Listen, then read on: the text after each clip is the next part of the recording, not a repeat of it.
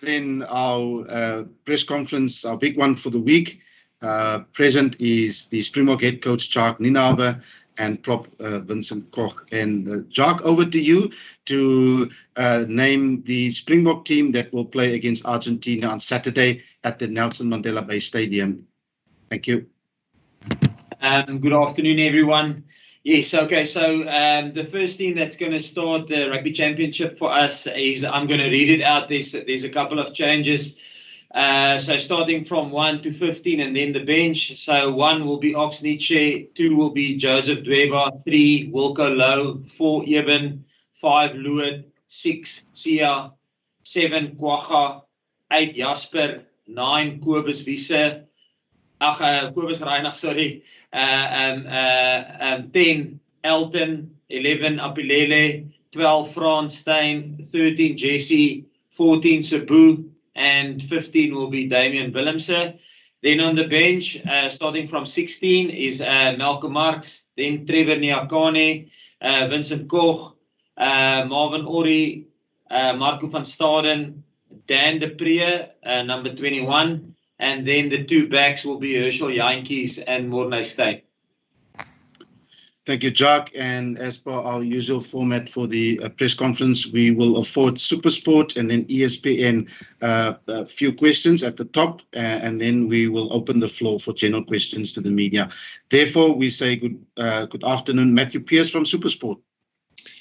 Thank you, Rayan. Good afternoon, Jacques. Yeah, you said a couple of changes, just the 6 in the back line and 4 in the forwards. How important in this selection was balancing continuity of result coming out of a successful series and wanting to maintain that, but also giving other players in this broader squad an opportunity that they've been desperate for, to play Test rugby? Yeah, Matt, firstly, if I can start before I answer that question, or I'm going to answer it, but I want to just start off by saying that with the changes that we made, there's absolutely zero disrespect for Argentina. Argentina, and we had an open, honest conversation with the players. You know, Argentina, since the Rugby World Cup, have played 7 test matches, and they've only lost 1. And if you look at the test matches that they played twice against New Zealand, twice against Australia, twice against Wales, who's the reigning Six Nations champions, and then once against Romania. And out of those 7 test matches, they've only lost 1. So not at all is it any disrespect. But like you rightly say there, our challenge is that we have 5 big test matches on a trot, 5 consecutive weekends on a trot, in saying that that is the 3 British and Irish Lions test matches, and then obviously the 2 big test matches against Argentina. And yeah, unfortunately, we're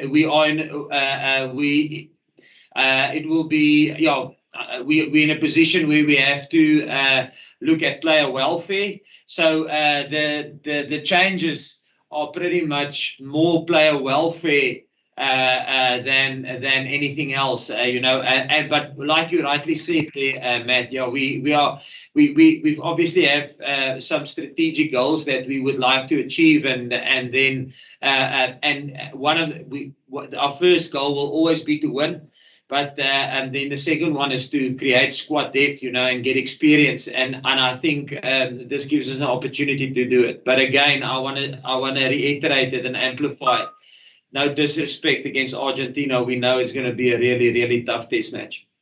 But Jacques, as much as you're obviously in this selection presenting opportunity to some relatively inexperienced players, there's also balance. If you look at the second row, the midfield, but then also coming off the bench. Yeah, I think, Matt, if you look at, if you can almost look at where we made the changes, you know, yes, we've got, I won't say new, But obviously the front row, starting front row, haven't played for a while. Ox played the first test match, and Joseph, he played in the SAA game, but this will be his first test for South Africa. And then Wilco is not new to the Springboks. He's played and been with us in 2018. So he's a new addition, or not a new addition, but he's a new old guy coming back.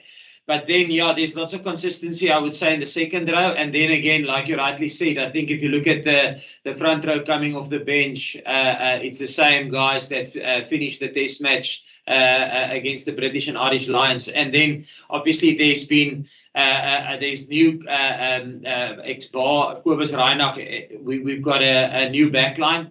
But then also the guys coming off the bench are Herschel and Mornay, who came off the bench in the last test as well. So I guess what you rightly say is that we're trying to balance between getting players in the mix, but also try and mix it with guys who's been playing consistently and who's been in the thing. Final one from me, Jacques. Just the defensive system obviously held up superbly well across the Lions series, and how important then to have the likes of Elton, France, Jesse, 10, 12, 13, just directing that defensive system. Yeah, I know, Matt. Yes, massive. I mean, Jesse will probably take over, or not probably, will take over as the defense captain from Lucanio. Yes, I said it after the test match. We are really fortunate to have two world-class 13s, and then I'm not even mentioning a guy like Frans Steyn. So you say, if you look at the experience between those two players, I think Jesse is 3 or 4 games away of playing 50 test matches for South Africa. And Frans, I mean, he's beaten the British and Irish Lions twice. So, I mean, it's nice to have a midfield like that. And then obviously Elton, has been part of our squad since 2018, been consistently part of our squad. So it's nice to have them, and there will be a big responsibility on their shoulders, in terms of the communication and stuff going through to Damien, Sabu, and Apilele. And again, Damien has been involved through all the matches that we've played currently. Sabu is not a newcomer, and Apilele will be his second test match. So, but yes, they bring a lot of stability there in the midfield, and their communication will be vital for us. Thank you, Jacques. Thanks, Ray. Thank you, Matthew Pierce. And we continue with the broadcasters, and we say good afternoon to Luis Chiesa from ESPN. Hi, good afternoon, Jacques and Vincent. Hi, Jacques. I'm Luis Chiesa from Scrum ESPN Argentina. Last year, Pumas had a great 3 nations against Australia and New Zealand. What do you think are the greatest threats of the Argentine team, and from which Pumas players do you have to take care of?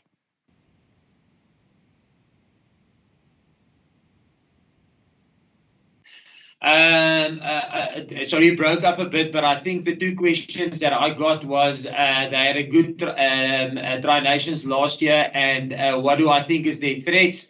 And then the other question was what players do we need to have a look at?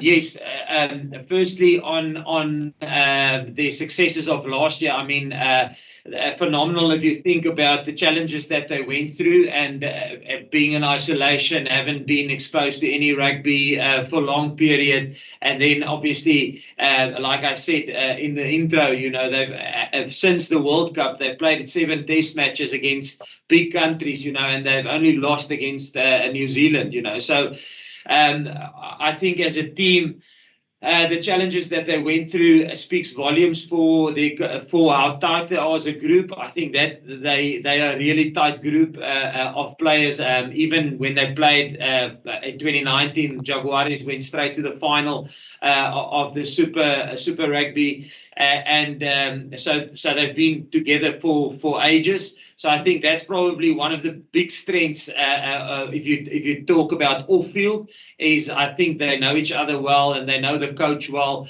A massive respect for them. Then from a coaching perspective, I think they're tactically astute, if that's the right word. They're smart, they're clever. we really have to nail our planning down in terms and trying to break them down. They obviously have a phenomenal defense. If you look at an attack, they can score. They've got very good fast wingers, can score from turnover. They're very well planned in their map attack. So no, I think across the board, I think they physical side, they defensively well structured, well organized. They are willing to put their heads in dark places, and then from an attacking point of view, they can create magic out of nothing. I just think about their try against the All Blacks in that first game they played, where Sanchez made magic there with 2 attacking kicks. So they can literally, if they have to give you the ball and defend the whole day, they're willing to do that. If they have to keep the ball and attack you and break you down and run through you, they're willing to do that. Quick outside backs to go around you, and then obviously with Sanchez and Kabeli, they've got a great kicking combination there, so they can pin you in your half and go over you. So I think across the board they're well balanced side. And then yes, are there any specific players that we have to watch? All of them. I mean. And when I say all of them, I think I started the question by saying, listen, how tight they are. So I think they play for each other. So if it's not Pablo, then it's Kramer. If it's not Kramer, then it's Buffelli at the back. I mean, across the board, they got quality rugby players. Thank you very much. Thank you, Jacques. Thank you, Louise. Thank you, Jacques, for that comprehensive answer. Now we opening the floor, and we say good afternoon to Brendan Nell. Afternoon, guys. Jacques, 2 questions from me. One, do you have maybe an injury update on Peter Steff and Dwayne, for instance? And the second of all, there seems to be, after the Lions victory, a bit of a narrative in the north there of boring rugby, Springboks slowing the game down, and maybe not giving you guys the credit for the victory that you probably deserve. Just wanted to get your thoughts on that. Yes, Brendan. Yeah, on the first one, Peter Steff he had surgery on Monday, I think. I'm not sure where we are now. Tuesday, yesterday. I spoke to him briefly. It went well. So I think he's going to be out for some time. He had shoulder surgery. And then on Dwayne is training with us. And again, like I said in the beginning, it's nice to have him here. And not just nice having him here, it's nice that he's training with us, he's doing his rehab. He hasn't been part of us for quite some time, although he's been at all the alignment camps. So his input into us and our structures are vital, is nice. But we will never play him if he's not 100% confident. So he must be confident. We must be confident in him. The players must be confident in him. And then we must be happy with his on-field training and his performance during the week in the training sessions. He did the majority of all the trainings last week, and he's training with us this week. But we will wait. We won't push him at all, and not one of the guys who's currently in our system that needs to get or that's injured. I'm talking like a guy like Faf.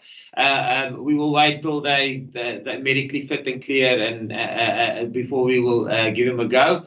In terms of the other one was the Northern Hemisphere. Sorry, if you can just gooi that one again. No, I was saying that there's a bit of a narrative that after your guys' victory in the series, that it's boring rugby in the Northern Hemisphere, and some parts of New Zealand are blaming the Springboks for that, maybe not giving you guys the credit you deserve for the victory and the way you play. Yeah, yes, Brendan, I think it was tight. It could have.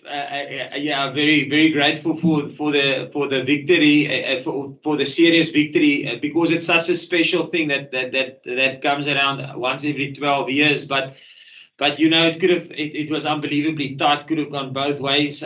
So I think credit to both teams. I thought it was a grind, and that's what I think what you want from the second biggest, in my opinion, after the World Cup, probably the second biggest tournament that you play is that test matches against the British and Irish Lions, and it was a humdinger, and I think rugby is probably, in my opinion, the victor there in terms that it was that close. It took 3 points separating us at the end. In terms of playing style, listen, that's the beauty of rugby. There's different ways there's different styles, and I think the nice thing about it, I think it would have been unbelievably boring if everybody played the same style, because different styles means there's different tactics. And I'm just thinking, if you think take the World Cup, for instance, we had to, from the Springbok side, we played probably the most attacking branded team in the quarterfinal, and then you had to change your whole mentality going into a team that played a massive kicking game, and you had to make plans to try and outsmart them and outmaneuver them, and the players had to give their input. And then you played a team like England, I mean, who's got almost a very balanced approach, between, if you think, attacking brand, quarterfinal, defensive brand, semi-final, and England maybe a balance in between. So I think that's I don't think there's one specific style, and style gets determined by your the athletic attributes of the players. So New Zealand will have certain athletic attributes in their athletes, and they will create a game plan to amplify that special characteristic of the players. We will have a different player, and we will look to amplify our athletic abilities, and Japan will have different athletic abilities. So I think why playing styles differ is because the athletes differ. The athletes of Japan that makes up the Japan side, and the athletes that make up our side, and the athletes that make up Australia or New Zealand or Argentina are different, and that's why you get different playing styles.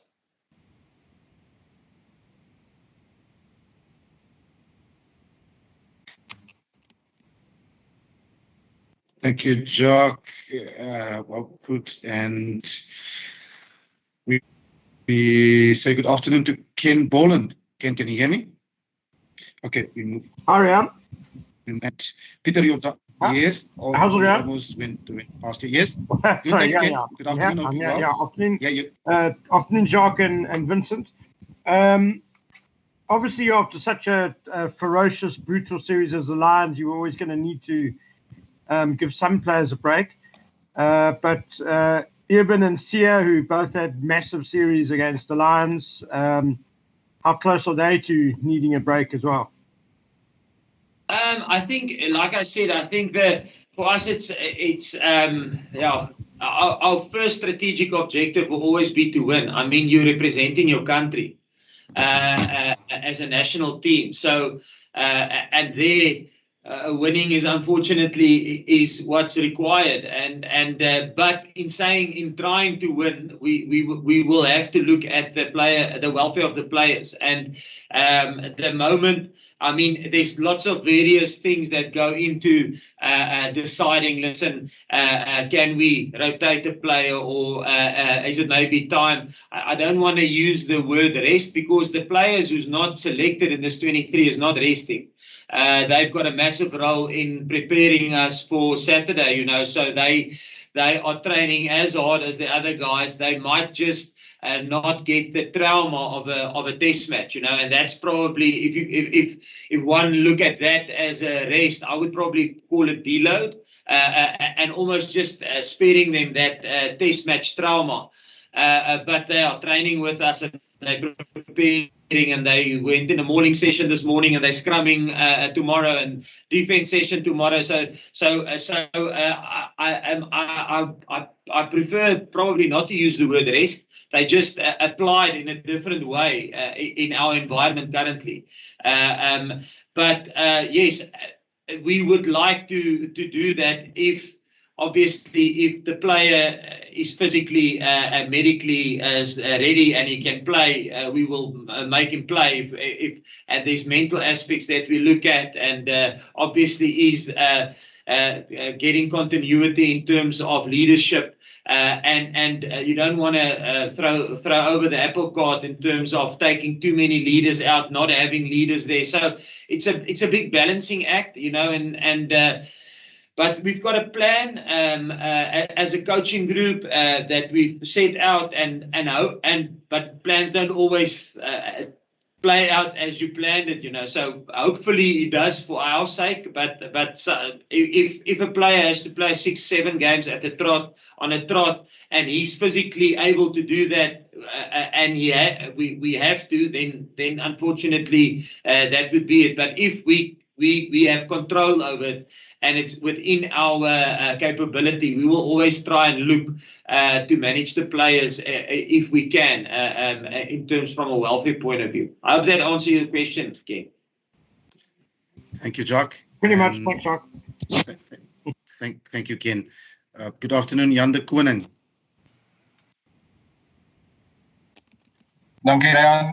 Jacques, a twofold question. The first one, hopefully you can just give us a bit more of an update. When you say Peter Steff might be out for a long time, do you expect him at all back this year? And then the second part of the question is, we saw in the Georgia test, when a team hasn't played together for a while, there's a bit of rustiness in that first half. Do you expect the same in this game, or have you got plans to negate the possibility these guys haven't played in a match for a while? Firstly, on Peter Steff, I'm not 100% sure. I spoke to him this. He texted me last night. No, when was that? He texted me last night. On Monday evening, and then I spoke to him this morning and just how it's going. And obviously he said after the game, listen, he's going in for the operation, and we had a quick chat on Sunday. He said congrats to the boys, and we just spoke about his contribution in the 2 tests that he was involved. But I'm not sure. I'm not 100% sure. Again, I'll lie if not Ken. It's Jan, eh? Yeah, Jan. Sorry. I will lie if I put a time frame on it. So I'm not sure. On the rustiness side, listen, Argentina is a tough team, and I think if you look at last year, the test match that they played against New Zealand, they're a team that has the ability to disrupt your flow on attack, and people might look at it and say, listen, maybe it's the changes, or maybe it's because the players haven't played together for a long time. But I mean, that is what they do. They are really good at that. And that's why I say hats off to their coaching team. They make good plans. They really upset you. So from our point of view, if we want to get rhythm and want to get continuity and want to have, we've identified areas that we have to work on. And listen, we are working as hard as we can to make sure that we get continuity in our game and that we get flow in our game. But against a team like Argentina, it's tough. If you look at their last game against Wales, I mean, I know Wales had a couple of players out. They're the reigning Six Nations champions, but they played them in Wales, and they gave. I think they gave. It was a comfortable victory at the end for Argentina. So that is the one thing. That's why I say I don't think where they are currently in their world rankings reflect the quality of position they are. So it's going to be a tough struggle. But if we struggle in the beginning, it's probably because we're not getting our plans right. And like I said, we've made some plans, and hopefully we will be able to execute them on the day.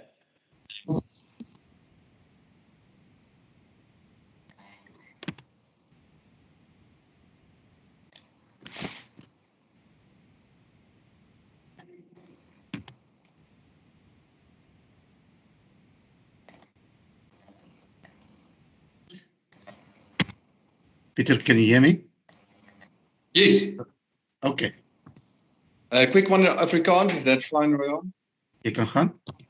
Asseblief, Jacques, net so 'n bietjie vroeër te herhaal soos die vraag vroeër was, hoe balanseer julle ouens die behoefte om eerstens ruskans te gee aan spelers, ander ouens speelkans te gun om die diepte uit te brei en natuurlik ook om terselfdertyd nie vir Argentinië te onderskat nie. Ja, ek dink die groot ding is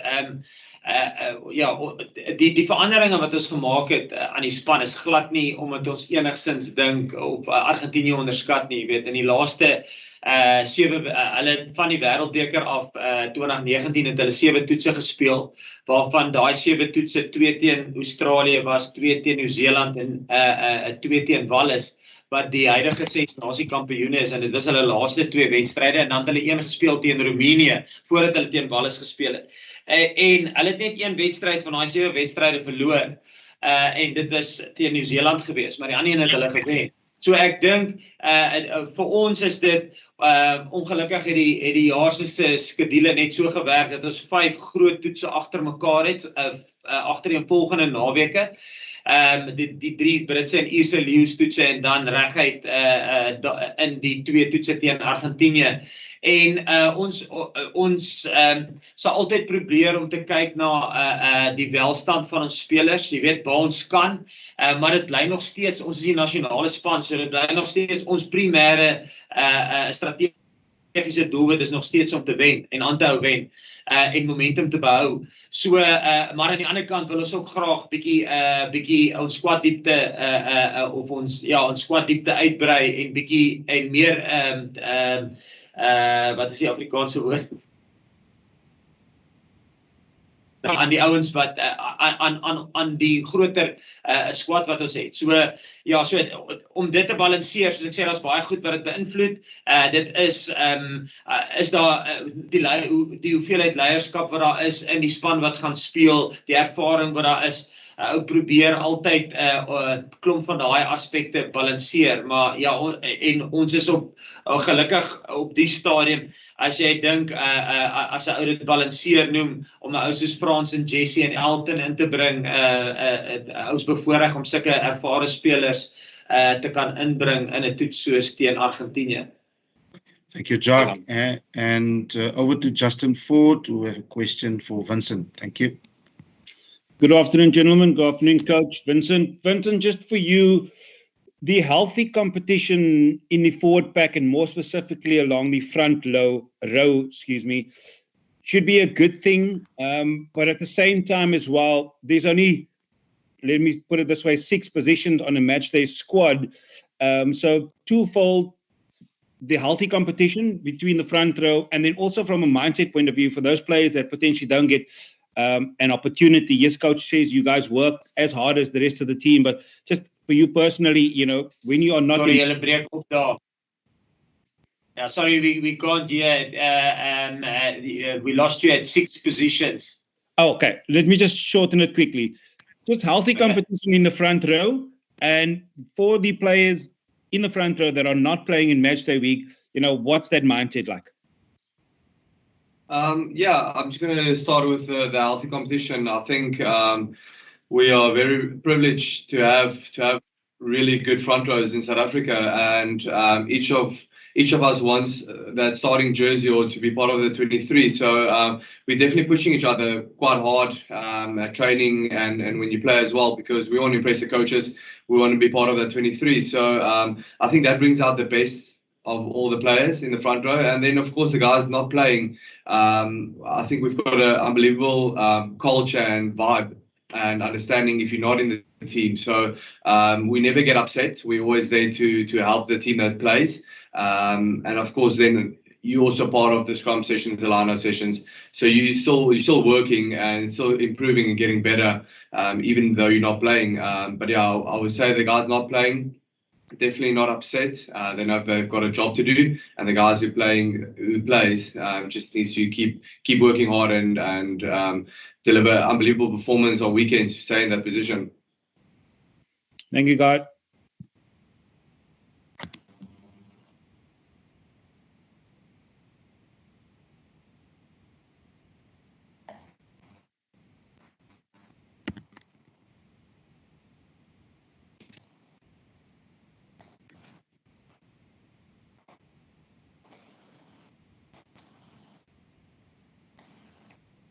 seems that can't hear me or that he's struggling to connect.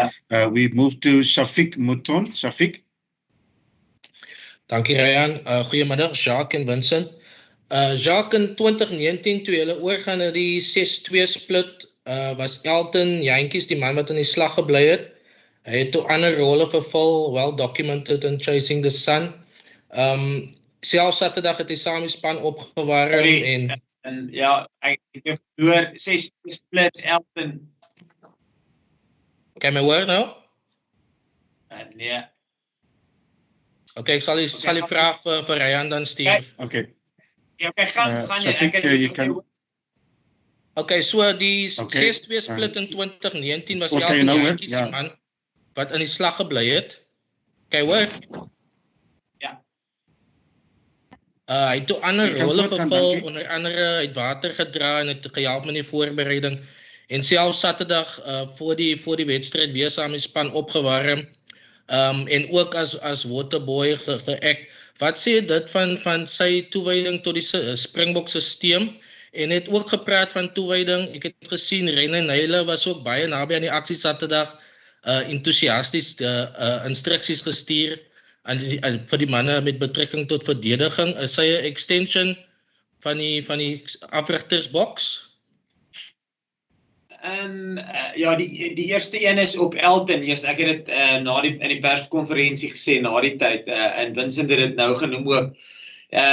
Almal het 'n rol in terme van wanneer die span gekies word en jy's in of nie in die ek bedoel ons doen dit so gou as moontlik, ons doen dit gewoonlik op 'n maandag, ons doen dit voor almal, so almal weet presies hoekom is die span gekies soos wat ons hom gekies het. En uit die aard van die saak, hierdie spelers is baie kompeterend, jy weet, en as hulle nie die span maak nie, is hulle teleurgesteld, hulle moet wees. En 'n ou verstaan dit 100%. Want hulle is so kompeterend, maar die groot ding, en Vincent het dit gesê, daar's 'n goeie kultuur in die groep dat jy kan teleurgesteld wees, maar terwyl jy teleurgesteld is, weet jy ook dat jy het 'n ander rol om te vervul, en Elton was uitstaande geweest. En ek het dit gesê, die diskussie tussen Elton of Morney het oor 'n uur gevat tussen ons as afrigters en as keerders. Jy weet, dit was nie 'n ligtelike gesprek nie. En ek beloof jou, ek sou gemaklik gewees het enige kant toe, of dit Elton was en of dit Morney was. Ek dink daar's bitter min tussen die twee spelers. En ek het gesê, laas het ons gevoel, dis die ervaring deel wat vir ons die gewig gedra het. En partykeer werk dit vir jou, en partykeer werk dit nie vir jou nie, maar Elton was uitstaande laasweek, en ek kan net my hoed vir hom afhaal. Hy was nog nooit, soos ek sê, daar's 'n verskil tussen teleurgesteld en negatief. Hy is teleurgesteld, maar nooit negatief nie. En hy versuim nooit sy plig, al word hy nie gekies nie. En so nie net hy nie, baie van die ander spelers. Ek dink daar's baie spelers wat hulle kan ongelukkig jy weet, ou soos Thomas de Tooy, Nicolas Jansen van Rensburg. Daar's 'n klomp, ek noem sommer net een of twee wat in my kop opskiet, jy weet, Dan de Pre wat nou 'n kans kry. Maar ek bedoel, daar's klomp spelers wat al vir weke bydra tot die sukses van die span. So die Britse en Israeliërs is gewen, maar hulle die bydraes wat hulle gemaak het elke dag was ongelooflik geweest, jy weet, en om nie negatief te raak nie, verg nogal baie. In terme van René, ja, weet jy, ek dink is maar soos enige spanne. Dis nie uniek tot ons span nie. Ek dink op 'n stadium in die Wêreldbeker finaal was al 3 waterdraers van Engeland aan my kant vir omtrent 5 na 10 minute. Ek het wie was hulle voorspeler afrigter? Hadley. Neil Hadley. Ja, ek en hy het lekker gechat langs die veld. So dis nie uniek nie, jy weet. Ek dink almal gebruik maar die mediese personeel en waterdraers wat langs die veld beweeg, gebruik 'n mens maar om boodskappe op te dra. Ek was een van hulle in 2019. So dis nou vir my 'n bietjie 'n nuwe ervaring om in die boks te sit. Maar ja, so ek dink René dra by konstruktief tot die span soveel soos wat sy kan, net so Dr. Jerome en net so die waterdraers, jy weet, so en hulle doen presies dieselfde. Hulle die Britse en Ierse leeu's, Neil Jenkins was, ek dink dit is sy 6ste Britse en Ierse leeu's toer. Ek dink hy was saam met 4 as 'n afrigter en 2 as 'n speler. So jy weet, daar's niemand wat ek dink meer ervare het oor waaroor Britse en Ierse leeu's gaan as hy nie. En hy het ook maar boodskap opgevat. So ek dink is nie uniek tot ons nie. Dis maar alle spanne doen. Dankie Jacques. And I have several questions for Vince, but we can conclude by asking him one, and then we will say goodbye to the two of you and welcome to the front row type 5 and the Argentinian type 5. If you can just elaborate on that, please. Ryan, sorry, jy het weggegaan. So jy het weggegaan en toe jy net vinnig iets van die tide 5. Ja. Yes. No, we can't. Okay, if you can hear me, just the contrasting start. Okay. I think let's stop here, then take a break. I think let's stop here and take a break, and then we continue with Elton and Cebu.